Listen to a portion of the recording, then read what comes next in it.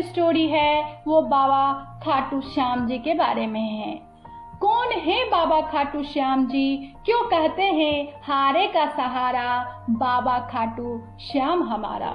राजस्थान के सीकर जिले में स्थित परम धाम खाटू श्याम यहाँ विराजित हैं।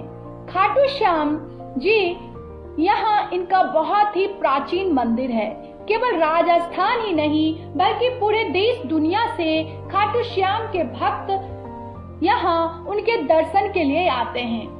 यहाँ लगने वाला फागुन मेला बहुत ही महत्वपूर्ण होता है, जिसमें भक्तों की भीड़ उमड़ती है। खाटू श्याम को हारे का सहारा भी कहा जाता है।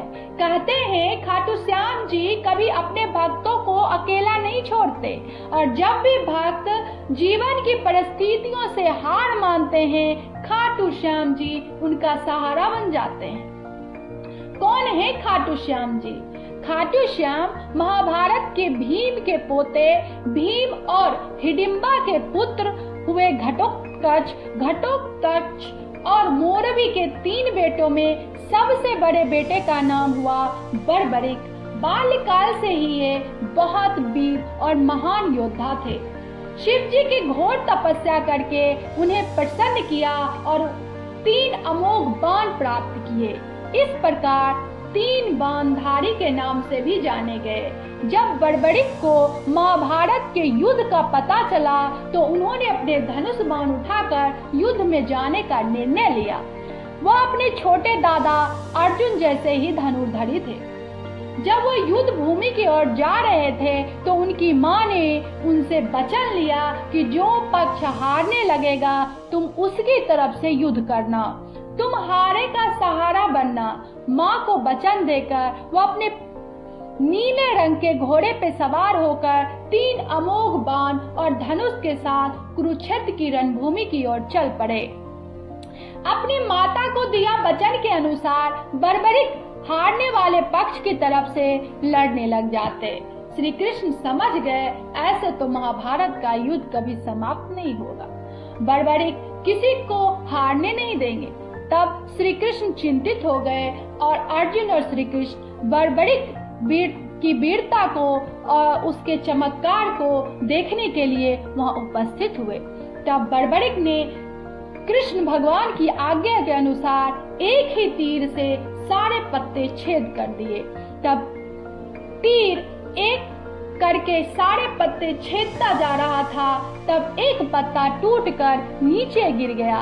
कृष्ण ने उस पर पैर रख लिया कि वो बच जाएगा, लेकिन तीर श्री कृष्ण भगवान के पैर के पास आकर रुक गया।